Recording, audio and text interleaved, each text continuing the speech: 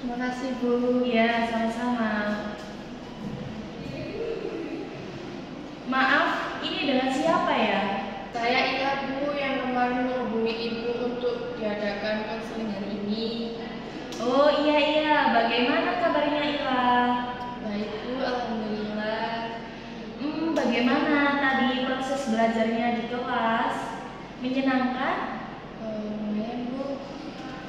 Apakah Ila sudah pernah mengikuti layanan konseling sebelumnya? Belum pernah, Bu. Baiklah, kalau begitu Ibu akan menjelaskan apa itu konseling. Baik, Bu. Gini Ila, konseling itu bantuan profesional yang diberikan konselor kepada konseli agar konseli mampu memecahkan masalah yang sedang dihadapinya. Konseling itu dilandasi oleh asas-asas seperti asas kerahasiaan, kesukarelaan, dan keahlian, kegiatan, kemandirian, dan masih banyak asas-asas yang lainnya.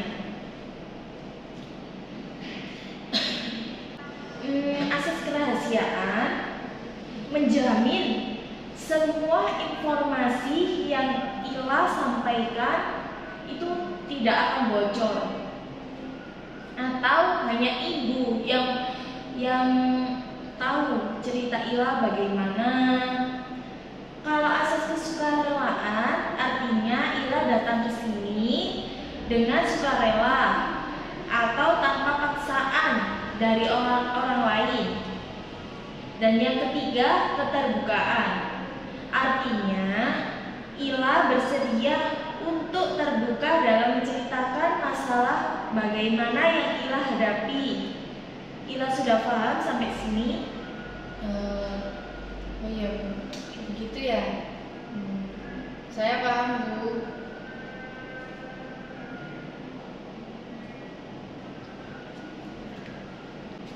Jadi pertemuan kita ini dibatasi oleh waktu.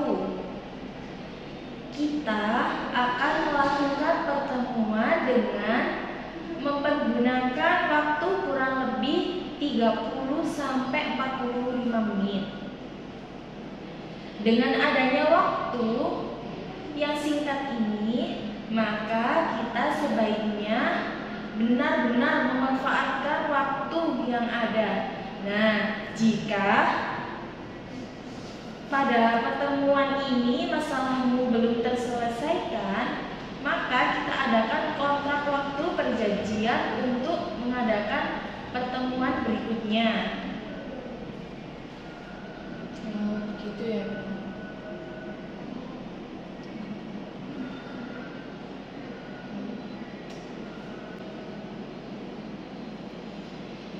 Baiklah, kita sudah menyepakati waktu yang digunakan dalam proses konseling ini. Nah, sekarang coba kamu ceritakan masalah yang sedang kamu hadapi. Saya sedih, Bu. Belakangan ini saya sering dimarahi oleh dosen.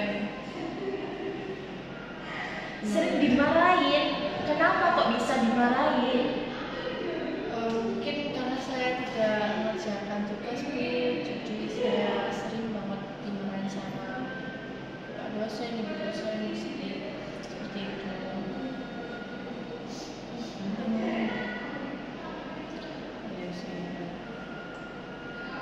Mungkin karena saya tidak mengerjakan tugas, Bu, jadi saya sering dimarahi sama bapak dosen, ibu dosen, seperti itu. Sekarang gini, Ila. Coba kamu ceritakan kenapa kamu kok bisa tidak mengerjakan tugas dari dosen-dosen. Saya merasa bosan belajar, Bu.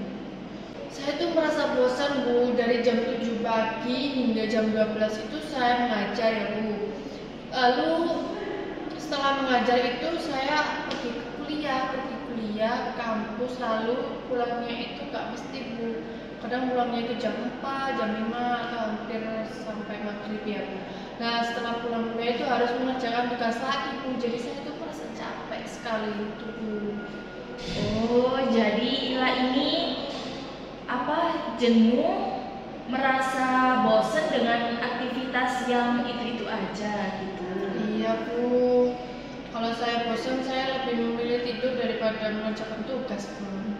Saya tidak ingin terlalu lelah. Saya takut nantinya jatuh sakit jika terlalu memaksa diri. Kadang-kadang juga seperti itu sih Bu. Memang kalau terlalu capek gitu Bu, saya sering sakit. Ya karena sakit.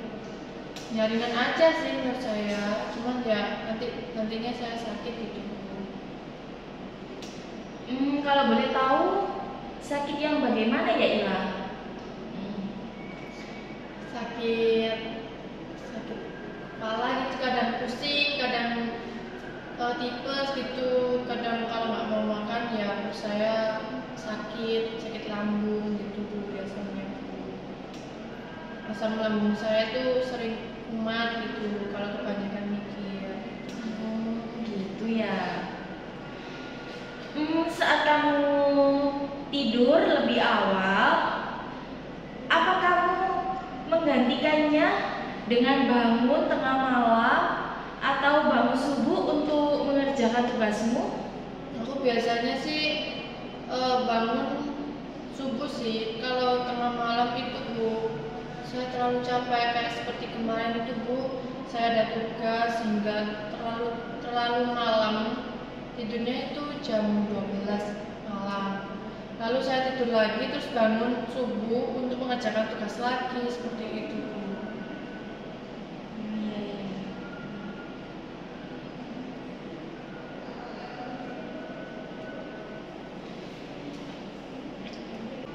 Jadi, meskipun kamu tidur lebih awal, kamu tetap bangun seperti biasanya dan tidak mengerjakan tugas seperti itu. Walaupun saya bangun lebih awal, saya tuh kadang mengerjakan kadang enggak. Tapi kalau tapi saya tuh terlalu bosan gitu Bu. Dari tugas sekolah, dari tugas TK itu, saya kan juga mengajar ya. Dari tugas sekolah atau mengajar, dari tugas sekolah itu, saya juga dapat tugas dari kampus. Jadi terlalu banyak tugas bagi saya. Jadi saya tuh merasa ya Allah lelah banget gitu Bu. Walah, jadi begitu ya. Iya Bu.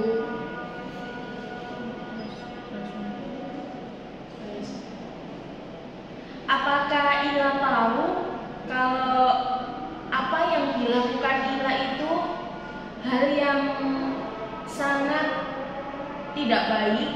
Iya Bu, saya tahu apa yang saya lakukan tidak tepat juga. Tapi itu membuat saya tidak nyaman.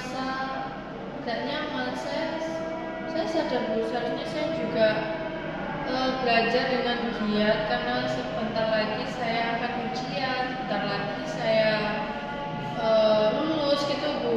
Jadi harus bagaimana lagi ya? Saya juga harus fokus kuliah saya gitu. Oh, jadi itu ya lah.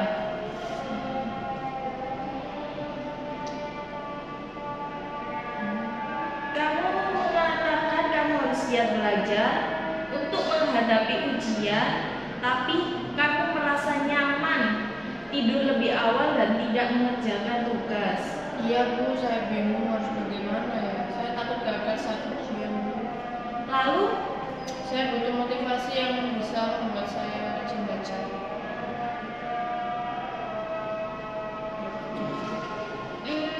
kamu butuh motivasi untuk belajar karena kamu takut akan gagal dalam mengerjakan ujian. Ya Bu, kalau saya begini terus saya akan gagal dalam ujian. Gagal terus dong. Jadi kamu merasa tertekan menghadapi ujian? Ya Bu, saya takut gagal Bu. Kalau saya gagal, orang tua saya dan teman-teman saya akan menjauhi saya.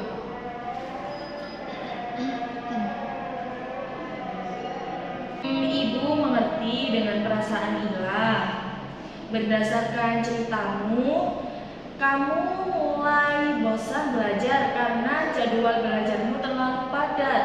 Kamu harus mengajar TK, kamu harus mengerjakan kerjaan TK, lalu kamu harus mengerjakan tugas dari kampus, lalu ada tugas yang lain-lainnya ya, belum tugas rumah, tugas apa aja. Kamu merasa bosan dengan aktivitasmu yang kamu lakukan sehari-hari.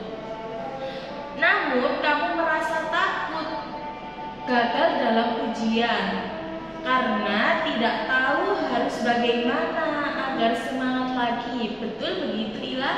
Iya Bu, betul sekali. Ibu paham dengan apa yang kamu alami sekarang. Pada dasarnya kita memang akan mudah bosan ketika menjalani aktivitas kita sehari-hari yang itu-itu aja ya. Apalagi di umur kamu yang sekarang ini suka mencoba hal-hal yang baru dan yang menyenangkan. Orang-orang biasanya memanfaatkan weekend untuk berlibur, kumpul dengan keluarga, kumpul dengan teman, lalu jalan-jalan dengan teman-teman, giling kemana-mana, dan menghilangkan rasa penat dan rasa stres untuk mengerjakan aktivitas-aktivitas kamu karena aktivitas yang membosankan. Ya juga gitu sih Bu. Nah, sekarang coba kamu pikirkan hal apa yang membuat kamu semangat. Biasanya sih saya mendengarkan musik, jalan-jalan dengan teman, atau nonton ke bioskop. Kalau punya cowok sih ya jalan sama cowok gitu. Oh gitu.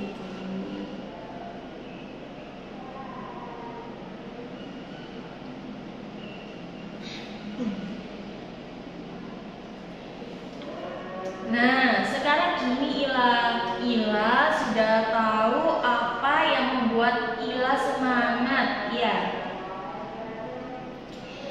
Jadi, apa rencanamu untuk menghilangkan kebosananmu dalam belajar?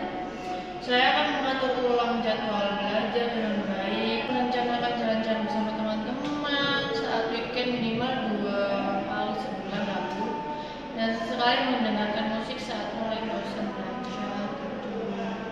Kadang main sama cowok.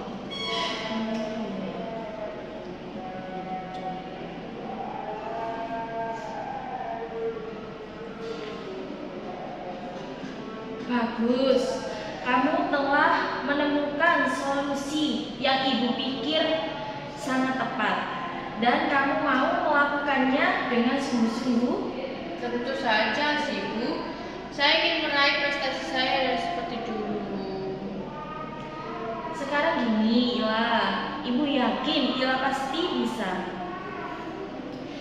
Ila, kamu adalah murid yang berprestasi. Kamu tentu tahu yang terbaik untuk kamu. Baik Bu, saya senang sekali jika hal ini benar-benar bisa saya laksanakan dengan baik. Saya berjanji akan menjadi belajar, akan bisa sukses dalam menghadapi ujian. Ibu sangat senang mendengarkan aktivitasmu. Nah, apa masih ada hal lain yang ingin Ila sampaikan?